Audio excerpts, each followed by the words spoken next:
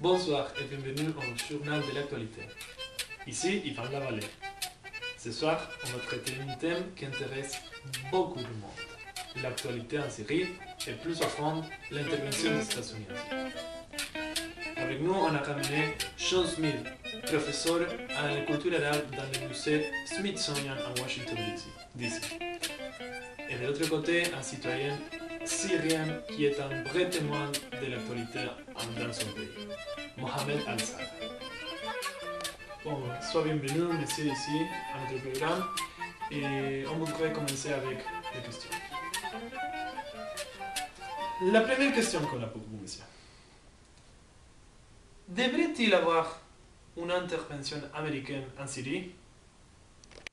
Bonsoir Ivan, merci de m'avoir invité.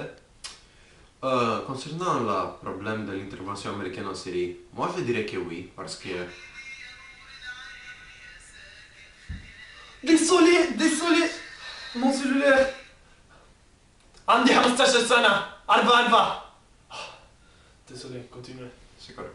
Mais moi je dis que oui, parce que...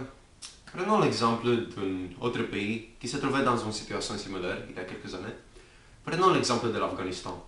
Okay. En Afghanistan, tous les pouvoirs étaient détenus par les talibans. Mais, après l'intervention américaine, après qu'ils sont venus avec l'armée, ce problème est réglé maintenant. Il n'y a plus de talibans. Et maintenant, le pouvoir appartient au peuple. Et ils peuvent prendre leurs propres décisions maintenant, toutes les personnes qui se trouvent dans tous les Afghans. C'est juste, les Américains ont réglé ce problème. Et ils peuvent faire la même chose en Syrie. Bonsoir Ivan, c'est un plaisir d'être ici. Bon, Monsieur John vient de nous montrer un exemple qui était très positif, on pourrait dire, de l'intervention américaine dans le monde. Mais moi, je vais vous montrer une autre intervention qui a été plutôt négative, l'intervention américaine en Libye, un pays au nord de l'Afrique. Après que la guerre a eu lieu entre les forces du gouvernement de Muammar Kadhafi contre les forces rebelles, le peuple répétait tout le temps aux Américains, aux Britanniques et aux Français qu'ils n'avaient pas besoin de l'aide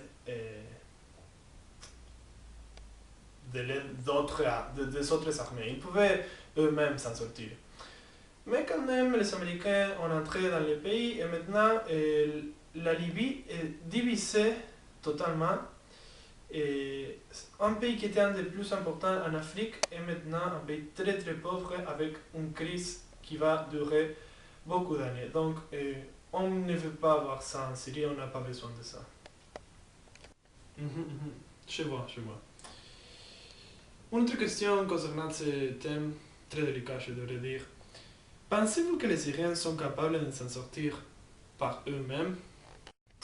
Mais moi je pense que Mohamed ici, il pourrait... Non. Mohamed, pas Mohamed. Mohamed. Exactement, c'est ça. Mais moi je pense que Mohamed ici, il pourrait dire bien que les Syriens, ils ont le pouvoir de s'en sortir tout seuls de ce problème par eux-mêmes. Parce que on sait déjà que le gouvernement de Bachar al-Assad a perdu beaucoup de pouvoir durant cette guerre. Mais n'oublions pas, la guerre a commencé en 2011. Aujourd'hui, il fait 1105 jours que la guerre a commencé en Syrie. Cette longue période de temps nous montre que les Syriens, ils peuvent avoir le pouvoir de changer leur pays, mais ils n'ont pas l'initiative. Ils devaient actionner durant cette longue période de temps, ils devaient faire quelque chose pour changer. Ils ont besoin d'Américains pour faire quelque chose dans leur pays. Bon, mais qu'est-ce qui arriverait si les parents seraient toujours là pour tenir la main de leurs enfants? Et bien sûr, l'enfant n'aurait pas d'autonomie et quand un vrai problème arrivera, il ne pourrait pas s'en sortir. Bon, ici, la Syrie et l'enfant et les États-Unis, on pourrait dire, c'est les parents. Et dans ces cas-là, ils doivent nous laisser nous en charger de la guerre par nous-mêmes, parce qu'on doit apprendre de nos fautes, et c'est ça ce qu'un vrai parent laisse faire à son fils, apprendre de leurs fautes. pas venir pour la régler. Mhm. Et que pensez-vous de la situation des armes chimiques? Quelle est votre opinion?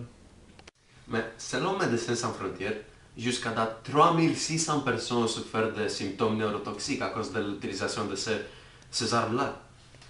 De ces 3600 personnes, 355 sont décédées, ce qui a créé beaucoup de tragédies dans d'innombrables familles, beaucoup de douleurs. On sait que c'est dans le pouvoir des États-Unis d'arrêter la menace créée par ces armes chimiques.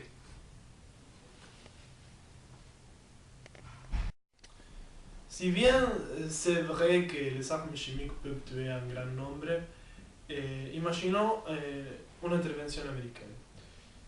Il y aura beaucoup plus de décès à cause simplement des armes à feu. Les armes à feu peuvent tuer même les triples que les armes chimiques peuvent tuer dans ce moment-là.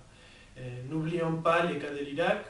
À la fin de la guerre, il y a eu plus de 500 000 morts. Et une dernière question avant de finir. Comment la situation chrétienne affecte-t-elle l'implication américaine? Que pourraient les Américains faire pour les Syriens chrétiens dans ce moment? En parlant de la problème chrétien en Syrie, on parle d'un potentiel génocide. N'oublions pas que les États-Unis peuvent aider une minorité, comme dans le cas de Kosovo avec les Albanais. Et c'est dans leur pouvoir de protéger l'une des dernières bastions chrétiens au Moyen-Orient, comme en Syrie. Ils peuvent le faire. Le Coran établit l'union entre les religions, le wahdat edin. Ça veut dire que les islamistes,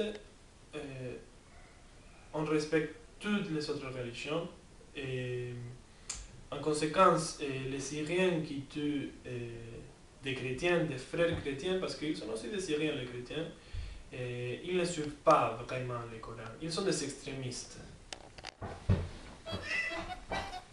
Merci beaucoup, Ivan, c'est un grand plaisir. Merci, Ivan. C'est un grand plaisir. Merci beaucoup. Je suis Ivan Lavallée et ceci était le journal de l'actualité.